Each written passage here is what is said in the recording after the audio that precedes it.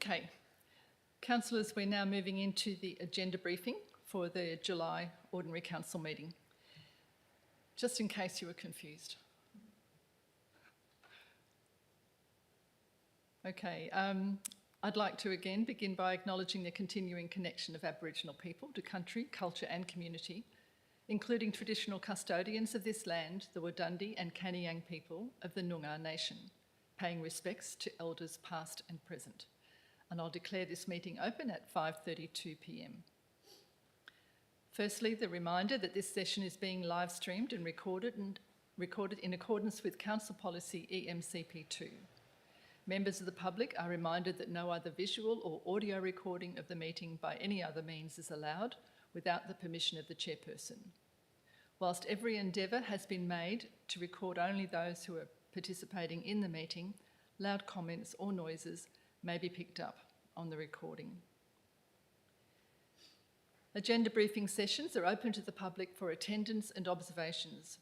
Please note that questions and petitions are to be formally presented at the Ordinary Council meeting, while deputations may be received during the agenda briefing sessions in accordance with Council procedures. And tonight there'll be no debate-style discussion, as this needs to take place at the Ordinary Council meeting when the issue is set for decision. Attending the briefing this evening is Councillor Anita Lindeman, Councillor Grant Patrick, Councillor Tyler Hall, Councillor Leanne Ringe, Councillor Alex Purick and Councillor Reggie Keon, who is attending via Teams. Staff present is Chief Executive Officer Nick O'Connor, Director of Finance and Community Colin Young, Director of Operations Roscoe Marshall, Executive Manager Corporate Lauren Clifford, and Administration Officer Samantha Farquhar. And there is nobody attending in the gallery, and we need to have Reggie to read out his declaration. Reggie, Councillor Keon. Yep. Pursuant to Section 14CA5 of the Local Government Administration Regulations 1996, I, Councillor Keon, declare that I am situated in a location where I can maintain confidentiality throughout the duration of the meeting. Thank you. Thank you, Councillor Keon. So moving on through item 2.1, 2.2 and 2.3 and item 3, which are not applicable to agenda briefings, takes us to item 4, declarations of interest. Division 6, Subdivision 1 of the Local Government Act 1995 states that care should be taken by all councillors, committee members and staff to ensure that a financial or impartiality interest is declared and that they refrain from voting on any matter which is considered to come within the ambit of the Act. And CEO Nick O'Connor has declared an interest in item 12.1.1, the CEO's annual performance review from October 2025 to May 2026. I know, I suggest that's an impartiality interest and a financial interest. Just for clarity, through you, Chair, I'll be leaving the chamber for that discussion. Thank you.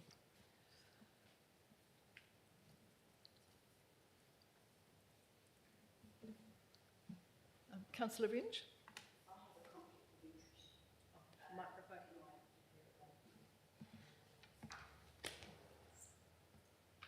Thank you, President. I have a conflict of interest in 8.1.1. The Bushfire Advisory Committee? Yeah, my husband is actually be appointed as the fire control officer in the list. Okay. Right, just in impartiality. Impartiality, thank you. Thank you. So you'll remain in the room when the item comes up.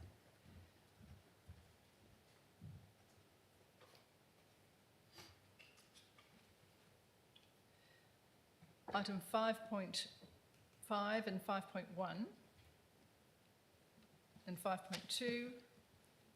Item 6, presentations, and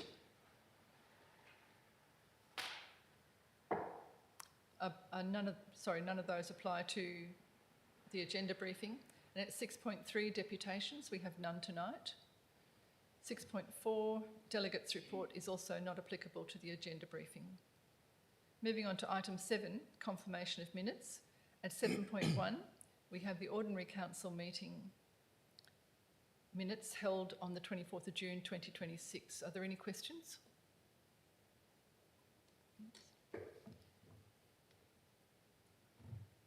Moving into item 8, reports of committees. At 8.1, Bushfire Advisory Annual General Meeting minutes. Sorry, at 8.1.1. Are there any questions?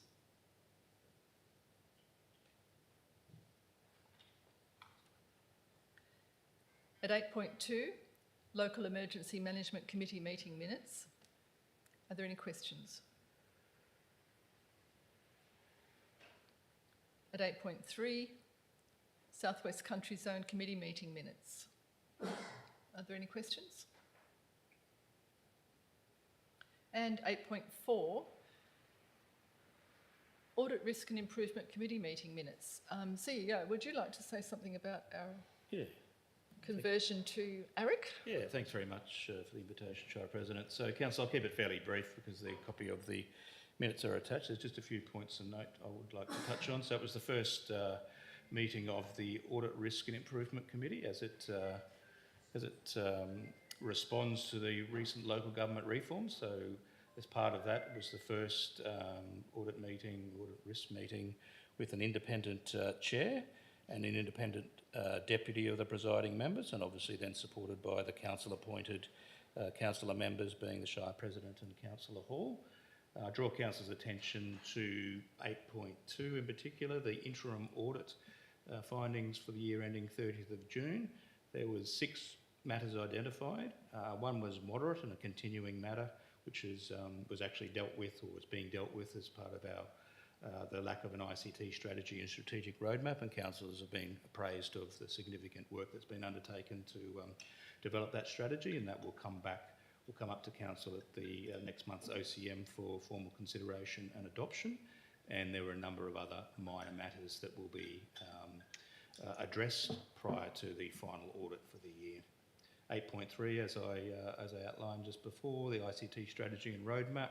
There was a really good discussion at the committee around, I guess, the strategic importance of developing that ICT roadmap based against the background of obviously our current ERP system has an end of life of 2030, which some may be extended to 2032. However, in any event, we need to start planning now and have a really considered and consolidated and consultated way forward when it comes to our investment in ICT moving forward. So that draft strategy will come back to council for consideration and formal adoption. And I'll just draw council's attention again to item 8.6, which was the formal tabling of the Auditor General's report number 13, which is the financial audit results for local government for 2025. And I draw your attention to recommendation number 2 there that notes the inclusion of the Shire of Donnybrook-Balingup as a top 20 best practice entity for band 3 and 4 category councils, and then the recommendation around what that actually designates, which is outcome reflects strong financial management, audit readiness and governance practices, while supporting continued focus on maintaining these standards and addressing emerging sector-wide risks. So I think it was a very productive meeting, and I guess a signal of moving to that more independent governance model. Thank you, CEO. Any questions? Councillor Ringe? Yeah, thanks, President McCarthy. Just a question I have on, it's 8.4, Office of Auditor General Report 11, Local Government Management of Gifts and Benefits. Point number 3, it's really, I'm just a little bit confused. It's got notes the proposed process improvements to embed gifts and benefits disclosures.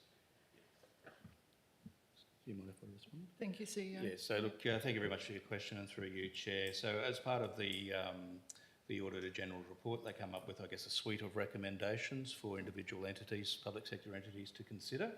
The Shire staff have considered those recommendations, and one of the proposed tightening of governance processes as a recommendation out of that Auditor General's report is the inclusion of a disclosure, I believe, Mrs Clifford, in council agenda items for their ability to be a disclosure from staff and elected members if they've received a gift from the proponent of, let's say, it's a development application. So that's one of the proposed changes that's put forward as part of the response to that report.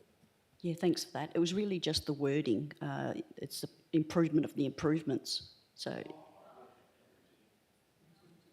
that's what I was referring to. Thank you. So we can just strike through the second improvement.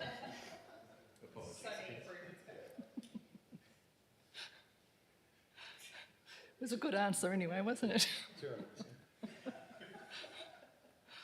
Okay, moving on to reports of officers. Nothing from the Director of Operations, and then moving on to 9.2, Director of Finance and Community. At 9.2.1, we have the schedule of accounts paid as at the 30th of June 2026. Do councillors have any questions? Councillor Patrick. Thank you. Just a couple of questions. First one relates to, I guess, 2 line items that's pretty much the same. So one's EFT 33210, casual labour hire through Recruit West. And there's another one further down, which is also labour hire through Recruit West, EFT 33287. So altogether, this comes to about $20,000. And my question is, are the positions that we're using this labour hire for vacant positions that are within the budgeted FTE in the workforce plan, or is this over and above? They're absolutely budgeted within the plan, and they are due to staff shortages, that's correct.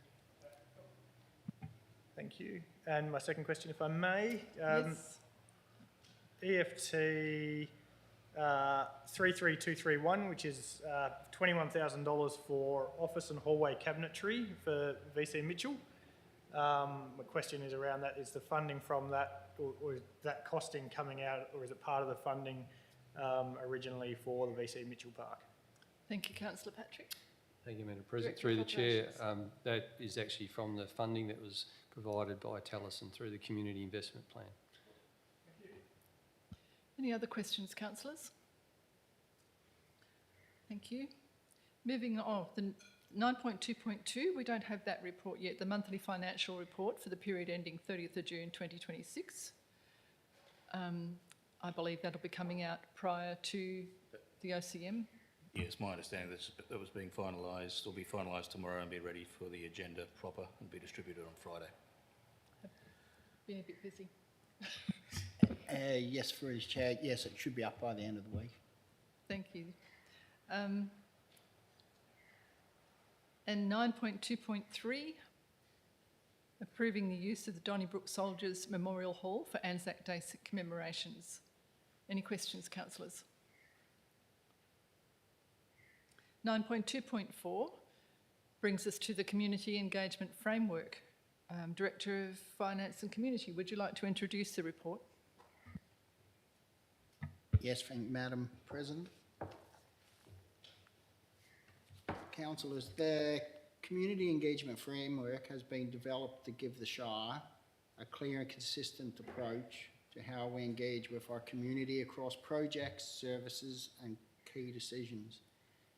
The aim is to ensure engagement is more transparent, inclusive and meaningful, while giving staff practical guidance on how to plan, deliver and report on engagement activities. Following council endorsement of the draft framework in February 2026, it was released for public consultation to help shape the final version. Community feedback was sought between the 11th of March and 8th of April for an online survey supported by hard copy options to ensure that all members of the community could participate. The consultation was promoted through a range of channels, including the Shire website, social media, eConnect, printed notices, and Preston Press. While we only had 13 submissions, we believe the feedback provided valuable insights into what a community expectations around engagement and communication were between themselves and the Shire. Feedback generally supported the intent of the framework, particularly its focus on transparency, inclusion, respect and accountability. A key message from the community was that success will depend on how consistently the framework is applied and whether people can see how their feedback has influenced decisions. In response, the framework has been strengthened to put greater emphasis on closing the loop, clearer accountability, improved accessibility and more practical guidance for staff. The end result is a practical framework that will help build stronger relationships with our community, support better decisions, decision-making and improve confidence in the Shire's engagement process over time. And yes, I request council support the report when it comes up. Thank you. Any questions? Thank you, Director of Finance and Community. Do you mind if I just make a comment as well? Yeah. CEO? Sorry, so council, probably just in addition, it's not mentioned in the report at this stage, but we do currently have a community engagement policy, which is fairly sort of scant on detail. So whilst the heavy lift and the bulk of the information around community engagement is contained within the matter before you, or will be before you next week, between now and next week, I understand Mrs. Clifford and Mr. Pepler will be working on a new community engagement framework policy, which will just provide a number of guiding principles, so that will be included for your adoption as well. So, and then rescinding the existing policy as well. So, again, it being a policy, it is just up with those principles, and it actually flows through and mirrors a lot of the sentiments that's in the draft community engagement framework. But we just thought, belt and braces, it was good to have the two documents come up together from the governance perspective. And they'll be ready. They'll be ready Friday afternoon, I believe. Okay. Yep. Is everyone okay with that? Bit of reading? Yep. Thanks. Can I have a question, please? Councillor Ridge? Thank you, President McCarthy. Thanks for that feedback on the policy development as well. And my question is, there will be an operational procedure flowing on from that, which will be administrative, I assume. Is that correct? Thank you, Councillor Ridge. Director of Finance Yes, and correct. There already is an operational procedure that we're going to follow in part of the framework. Thank you. And my next question is also, I'm not sure if there's a typo, but it's to do with the risk management. There's two reputational risks. I'm not sure if top one should be, because normally you've got compliance, reputational, financial, but I'm just questioning whether that is correct. I'll question that with the manager of community and recreation and see if that was the intent or not. Thank you. Okay. I think it might be two reputational risks, but as Mr. Young said, we're happy to have a look at it and revert. Thank you. Yep. Thank you. Any more questions? Councillor Hall? That's right. Have you got a question?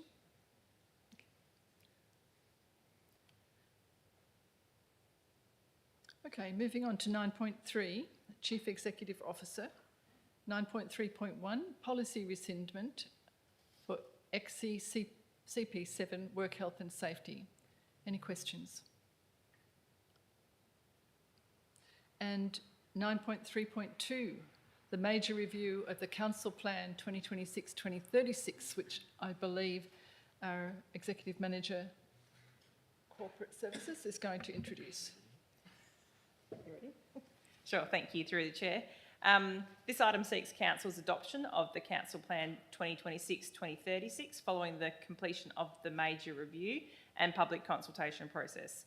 Councillors should note that the version presented for adoption has been updated to reflect the feedback received during the consultation, with amendments made to improve clarity, strengthen alignment with community expectations and refine a number of strategic initiatives. As a direct result from the community feedback, 2 additional projects have been incorporated into the plan. Number one is the Containers for Change exchange, so continuing to roll out the collection for the change exchange points across the Shire, like those that are attached to the bins at the Apple Fun Park that people would be aware of. Another new initiative that staff came up with as part of the feedback from the community was a 5-year forward roadworks communication plan, noting that roads continue to be one of the community's highest priorities, and this project aims to improve the transparency and understanding of the future roads investments, and to be able to improve that,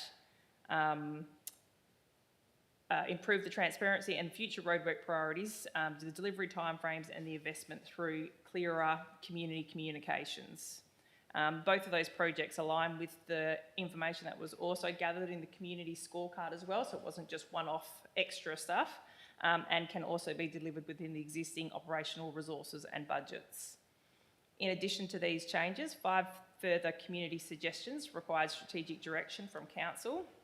They were identified during the consultation process, items A to E, which are listed on page 40 to 43. These relate to heritage initiatives, mining activity planning, environmental resourcing, biodiversity and sustainability planning, and the timing of the sustainable landscaping program. Each of these matters have been considered by the executive leadership team, and a recommended position has been included within the report. The council plan before council has been prepared on the basis of those recommendations from the executive. However, alternative options have been provided for each item and identified as decision required should council wish to pursue the different strategic direction.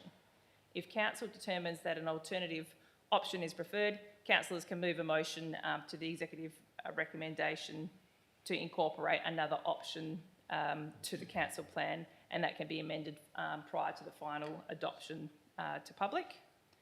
It's also important to note that the council plan is a living document and is subject to an annual review. The next annual review will actually be, is intended to commence in early 2027 with the community consultation and councillor workshops anticipated prior to the proposed review by council in June 2027. So this will provide an opportunity for the project for us to reassess the project timing, the priorities, the resource availability and the emerging community needs. The recommendation for items A to E have therefore been framed with this year's upcoming review cycle in mind. In several cases, community submissions sought to bring forward projects or alter their strategic direction. While those suggestions have merit, the proposed changes cannot be reflected in the 26-27 budget that has now already been adopted, and from an operational perspective, further investigation would be required before staff could confidently recommend changing the project timing, funding requirements and resourcing impacts or potential flow-on effects to other priorities. So it was recommended that you adopt the council plan. Thank you. Thank you, Executive Manager Corporate Services. Councillors, do you have any questions? Councillor Lindemann? Councillor Lindemann? Okay. How would you it's like a to big- play it, councillors? Comedic. Look, I will have a lot of questions based on just the old plan and having a look at it and how different it now looks, because that was 22 to 32, and we really, our priorities have really shifted. And I know that we're going to be reviewing every year. The market survey, how often will that be done for community? Every 4 years. So that's quite a strong directive for the plan. So I guess I'm going to have a lot of questions in regards, because I'm looking back at the old plan and then looking forward and seeing how they sort of mesh together, because I'm not sure. And what is your question? My question is... One of them. How, yes, thank you. Is, I guess, how we evaluate making these future plans based on where we've been and where we're headed, how we're going to evaluate incorporating where we were going to perhaps what today looks like and the priorities. So without dumping everything that we were thinking about doing previously, if they're still relative or relevant. That was tricky. Thank you. I can answer that if that's okay through the chair. Thank you. So we have gone through the previous council plan as parts of the consultation process. Any of the items that were priority projects within that plan have been addressed, have been either achieved or were in progress, which have been achieved and or have been rebranded and put into the new council plan as part of that. So maybe slightly changed or there may be a new focus, but it still is addressed within the new plan. So there's nothing that's sort of dropped off that has disappeared from the scene. I think probably, would it be safe to say what you're asking for is a mapping table from the old plan to the new plan for anything that's altered? That's probably the best way to put it. Thank you. I that don't question. know that that's available. I'm just asking, is that Yeah, your no. question? CEO? I think, and through you, Chair, I think Ms Clifford's response was a really good one. I think probably the other word is, you know, it's the priorities moving forward. We've obviously had regard to what the priorities were previously, but I guess the word is recontextualised based on the responses of those 774 responses to the market survey. So whilst we didn't just sort of put a line in the sand and throw that out, we had regard to that. Asking. And then Yeah. exactly as Ms Clifford said, we said, all right, well, in the current context and moving forward, what is the strategic objective? And if the essence is still the same, but the wording or the focus is slightly different, then that has definitely been included in the new plan. Yep. Oh, may I ask one more question, please? Yes, Councillor Lindemann. Heading up from 22 to 32 was about the world of global priorities, so the sustainability goals, 17 sustainable goals, world sustainable goals. That's not really in the mention in our new plan that I noticed, so I'm just a question of perhaps is that no longer of interest for us to tie into that today within our shire? Thank you, Councillor Lindemann. Through the chair. It has been, and it is part of the consideration and was part of all the workshopping that was done in the beginning. We just haven't really included those extra pages within the document. And what we have done is we've gone more into explaining the document, what it is, why we have it, how people are meant to read it, because from the feedback that came back from the community was that, yeah, that's of interest to them. However, they're more looking for some direction as to why we're making these decisions and to how they can read the plan itself. So without overloading the document with too much information, we thought to leave that one out this time, noting that we had used those priorities as part of our guidelines, setting those priorities moving forward. Thank you. Councillor Ringe. Yes, thank you. I've got a few questions. I'll start with, there's a couple of different decisions, well, they talk about decisions being made, like whether it's the environmental sustainable strategy or do we keep what's already been planned. And I was trying to read through the details through the agenda and just trying some clarification. Does that is the recommendation to keep as is, or I'm just trying to work out, I know the motion up there does not mention anything about, although some of the changes have been put in, but yeah, can you just clarify I'm that? not sure I asked. Do you understand the question? Okay. Sorry, through the chair. Sorry. So within that, there are the different decision points where we sort of said, okay, this is something that council, that the community feedback might have been, like as in bring this project forward. However, you would also note that we've put in there the executive recommendation is to leave that as is for now, and then we'll review that as part of the annual review. So that is what has been foreshadowed in the council plan draft version that has been up for adoption. Right, so the marked one, the one that you've marked and it's been uploaded is the one that we're referring to in the motion? No, it will be the item, I think it's number 1, so 9.3.21. The marked up version is more to show you this was the original version that went out to consultation, and then these are all the different highlights, the edits that were actually made to sort of show whether they were updates to the community. There's a lot of information there, and it's about sort of highlighting if the changes were made just in the wording, because there was a lot of information coming back saying we don't understand why you're doing this, can you give some more context about this? So we might have just changed that wording, we've just highlighted it in blue or pink or whatever to say this is the wording change. So if you read the number 2 attachment in conjunction with the highlight edits, which talks under the community consultation feedback section, the yellow, blue, pink and green. It'll tell you what those changes were that were made. Sorry, there's not really a straightforward way of... So in essence, and through you, Chair, if you don't mind, I might just ask a question just for my own clarity as well. So we went back out, we've got some suggested changes from the community, and you've outlined what they were. If council was just to adopt next week that resolution, are we recommending that some of those changes are made or none of them and we pick them up as part of a review, or which ones that is executive or administration looking at making those changes, or is it a bit of a hybrid?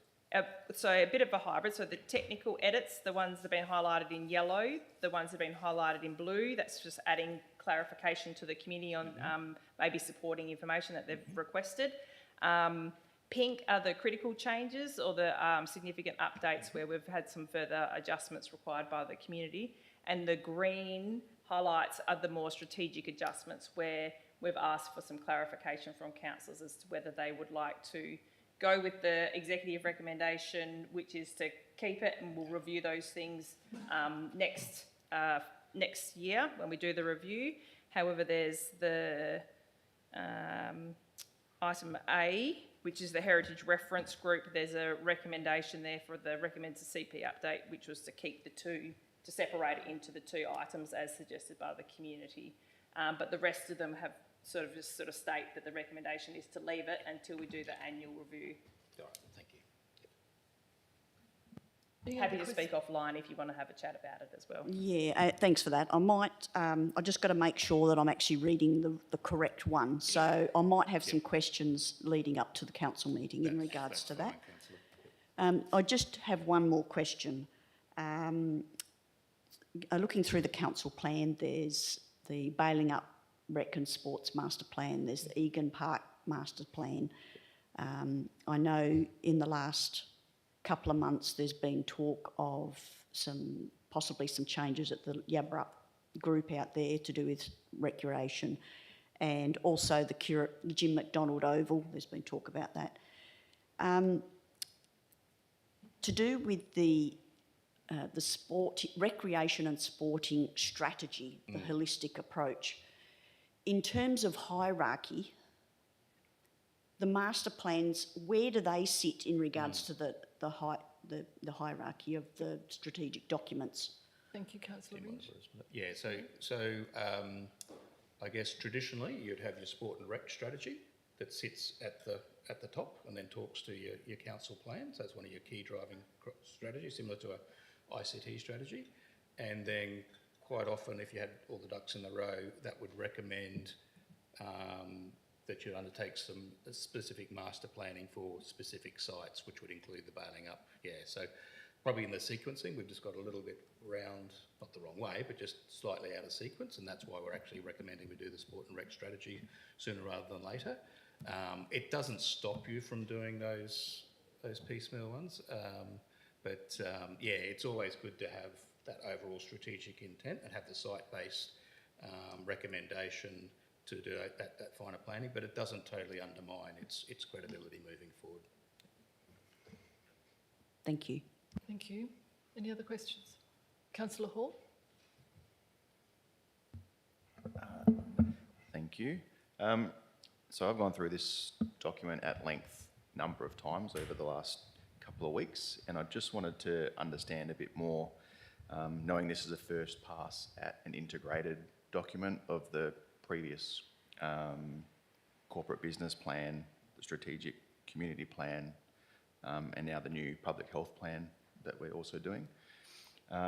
So how much consideration was given to maintaining distinction between council's roles in setting strategic direction and the administration's roles in delivering the direction which was formerly the corporate business plan? Now it's in the same document. Just wanted to understand how we've got to this document when we combined them, just if it was led by a consultant or we did it internally, just understand that. Thank you, Councillor Hall.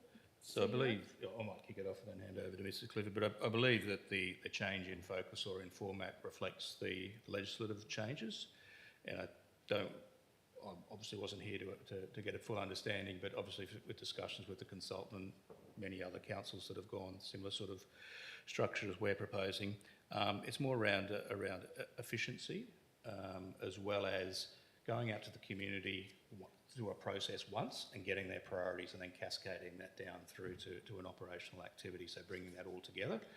Whereas, I mean, I know in other jurisdictions you go out and do the strategic planning, which is a long-term sort of visioning process, but invariably the feedback, you know, that I've had in other jurisdictions is they want to know what you're going to deliver, as opposed to talking right up in that sort of that high strategic perspective. So I assume that was sort of Parliament's intent around bringing it back, combining the strategic and the operational focus together, having it where a community member can pick up a document and say, all right, well, what are our priorities, and then how are they going to be reflected in what's going to be delivered over the next 5 or 10 years, so to speak. Going to your question in regards to the separation between responsibility, I believe, you know, council as the governing body and the elected board, I suppose, has overarching responsibility for the implementation. Myself as the CEO has the operational sort of responsibility for the implementation. So I guess probably going back to that principle of a shared responsibility. So it's sort of all merged together, and I believe that it's sort of even in the plan we've got down to which department's responsible. So for me, that's really good around an accountability tool. But I acknowledge maybe your comment or the crux of your question around it has all been sort of smashed together, and I assume that was Parliament's intent, was to probably a bit of efficiency and not to overburden the community with going back out to another document and going through another sort of round of consultation, and making it around practical delivery on the ground. So I don't know, Mrs Clifford, whether you have anything further to add? Yes, through the chair. And so if we were to still have them as two separate plans, strategic community plan and the corporate business plan, that strategic community plan would just be a bit lighter on, and it would just sort of set those priorities, like those top 3 tier priorities, and then that's sort of all that document would really have, and we have to go out for consultation on that. So once again, it's that operation of the resources of going out and doing that, and the community not understanding, well, you're referring to a strategic community plan over here, and then you're referring to a corporate business plan over here. So the intent is to mesh them together, so we've got the one guided plan that staff and community can utilise wherever we can. We're trying to link back to those items within the council plan as well, to sort of show why we might be making decisions, or why decisions are being presented to council, to be made. How they might link back to policies and policy decisions that are being made. The reforms are coming through.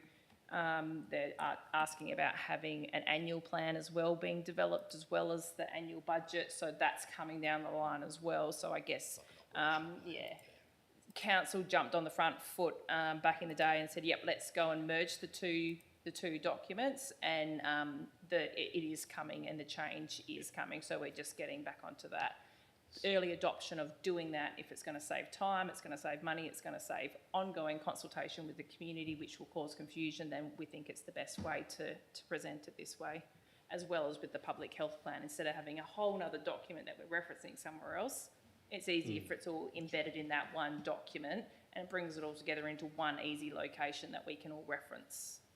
Thank you, Executive Manager, Corporate Services. Councillor Hall. Just a quick follow-up, thank you.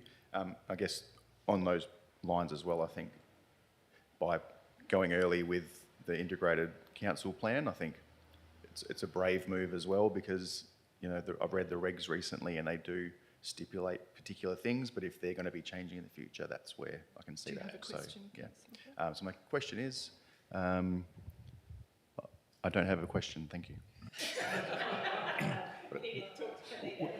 Would you agree? Would you agree?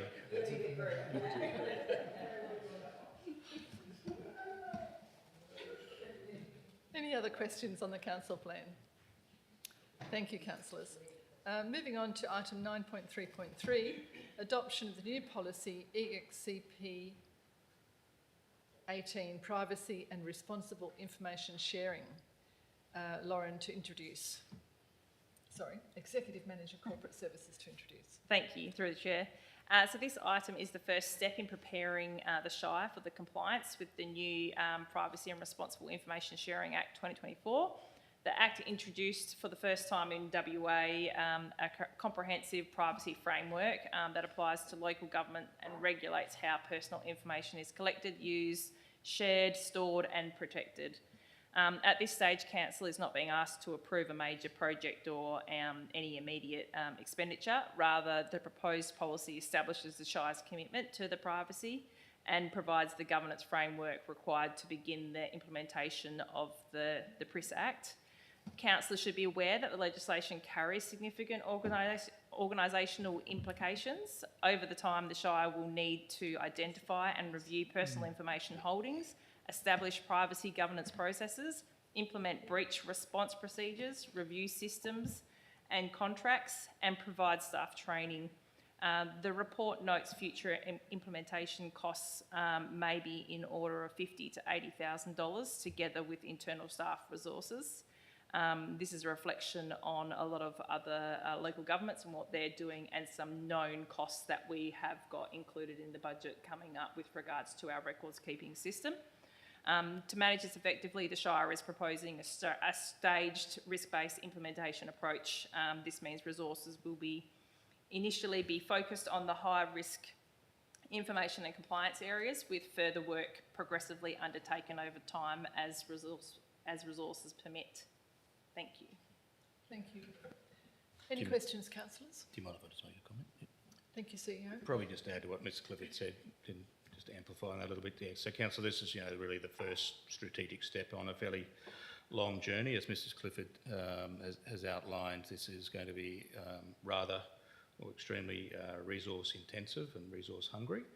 The approach we're taking is that risk-based approach and looking at utilising or redeploying existing people resources, so not looking at employing additional resources. And obviously our ability to do that is somewhat constrained with a very small workforce. However, the outcome of some discussions around service reviews and what role council plays in that moving into the future, and there's some decisions for another day, may free up some resources for us to not have to go out and either get additional consultancy or get additional short-term staffing resources. So probably goes back to some of my comments at the special council meeting. We're looking at innovative ways to still comply with legislation, but not pass on any further burden to the organisation and the ratepayer. Thank you, CEO. Councillors have any questions? Right. Item 10, elected member motions. We don't have Councillor Bailey attending, so we'll move through from that to item 11. New business of an urgent nature, which we don't have. So then we move into item 12, meeting close to the public. We will move them, no, we don't have to move a motion, we can just close, but I would like to notify live stream viewers that as there will be no further business following item 12 for meeting closure, I won't reconvene with live stream to close the meeting. I'll just go straight to close the meeting, so it saves people from having to log back in, and also it allows staff to go home. I believe it's only Lauren watching at the moment as well. So, There's only one person on live stream? It's Lauren. Okay, well, we'll do that. I'll ask also that all staff members leave the room when we deal with this matter.